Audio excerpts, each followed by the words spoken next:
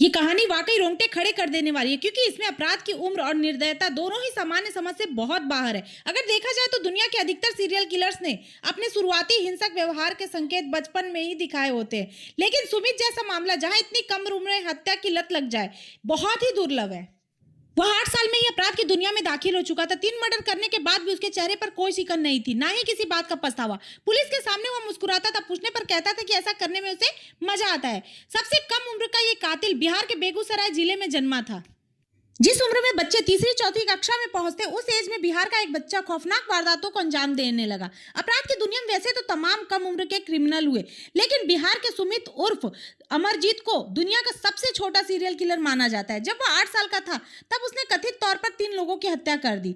वो साल 2007 था, जब बिहार के बेगूसराय जिले का एक गांव 2 मर्डर के बाद दहल उठा था। 2 कत्ल के बाद जब तीसरा कत्ल हुआ तो मामला पुलिस तक पहुंचा। पुलिस ने मामले की तहकीकात की तो जो खुलासा हुआ उसे सुनकर अफसर लेकर आम लोग तक दंग रह गए।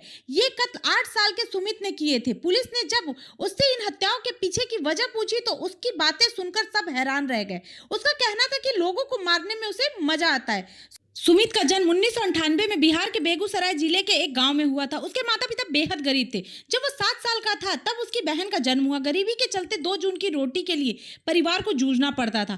फाफा कसी में जीते हुए सुमित दिन भर इधर उधर घूमता रहता, कभी पेड़ों पर चढ़ता तो कभी दोस्तों के साथ खेलने लग जाता। जानकारी के अनुसार सुमित की चाची एक बार काम की तलाश में शहर गई थी। इस दौरान उसने अपने बच्चे को सुमित के माता पिता के पास छोड़ दिया। एक दिन सुमित की मां राशन लेने के लिए बाजार चली गई तो चचेरे भाई और अपनी छोटी बहन की देखभाल की जिम्मेदारी सुमित की थी। सुमित के घर में जब कोई नहीं होता था तो वो अपनी चाची के बेटे और छोटी बहन को पीटता था। जब बच्चे रोने लगते थे तो उससे सुमित को मजा आता था। इसी बीच एक दिन उसने अपनी चाची के बेटे का गला दबा दिया। जब उसकी मौत हो गई तो सुमित ने उसे बाहर ले जाकर घास के नीचे दबा दिया और घर लौट आया। सुमित की माँ जब घर लौटी तो उसने देखा कि बच्चा नहीं है। इसके बाद सुमित से पूछताछ की तो उसने मां को बता दिया उसने बच्ची के साथ क्या किया है। इस घटना के बाद सुमित के पिता ने उसे पीटा, लेकिन मामले की जानकारी पुलिस को नहीं दी। इसके बाद बच्चे की मौत को लेकर चाची को बताने के लिए एक झूठी कहानी तैयार कर ली। इसके बाद सुमित की अगली शिकार उसकी 8 महीने की बहन थी। जब माता पिता सो रहे थे उसी दौरान उसने बहन का गला घोट दिया। सुमित के चाचा ने कहा था कि फैमिली के लोगों को हत्या के बारे में जानकारी थी, लेकिन वे पारिवारिक मामला मानकर पुलिस के पास नहीं गए।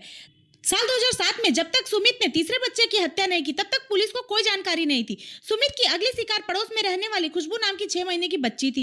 इस बच्ची की मां ने पुलिस को बताया था कि बेटी गांव के पास एक स्कूल में थी, वहीं से लापता हो गई थी। उसकी तलाश की तो कोई जानकारी नहीं मिली। कुछ घंटों बाद सुमित ने कथित तौर पर स्वीकार किया कि उसने बच्ची का गला दबा दिया और ईंटों से कुचलकर हत्या कर दी और शव को मिट्टी में दबा दिया। इसके बाद सुमित ग्रामीणों को उस जगह पर लेकर गया। जानकारी के मुताबिक इस घटना की खबर लोगों ने पुलिस को दी। पुलिस आकर सुमित को अपने साथ ले गई और उससे पूछताछ की। पूछताछ में उसने स्वीकार किया कि उसने 3 महीने पहले अपनी बहन की हत्या कर दी थी। इसके अलावा 1 साल पहले अपने चचेरे भाई की हत्या कर दी थी।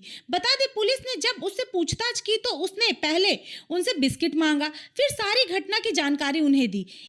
इस मामले को लेकर इंस्पेक्टर शत्रुघ्न कुमार ने कहा था कि सभी वारदातों को एक ही जैसे तरीके से अंजाम दिया गया था। एक बार पुलिस ने कहा था कि सुमित जब हिरासत में था तो वह मुस्कुरा रहा था, लेकिन बोला कुछ भी नहीं। इस घटना को लेकर उस वक्त एक मनोवैज्ञानिक ने कहा था कि सुमित को मानसिक समस्या थी जिसमें वह दूसरों को चोट पहुंचाकर खुश होता था। भारतीय कानून के तहत किसी नाबालिग को जेल नहीं भेजा जा सकता। उसे 18 साल की उम्र होने तक बाल सुधार गृह में रखा जाता है।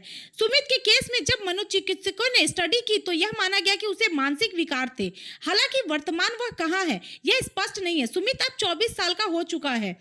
सीरियल किलिंग का मुख्य मकसद मनोवैज्ञानिक संतुष्टि होती है। क्रोध, रोमांच, वित्तीय लाभ और ध्यान आकर्षित करने के लिए अधिकतर सीरियल मर्डर किए जाते हैं। सोचिए, जिस उम्र में बच्चे खिलौने से खेलते हैं, इसने लाशों से खेला। सवाल आज भी वही है, क्या कातिल पैदा होते हैं या हालात उन्हें ऐसा बना देते हैं?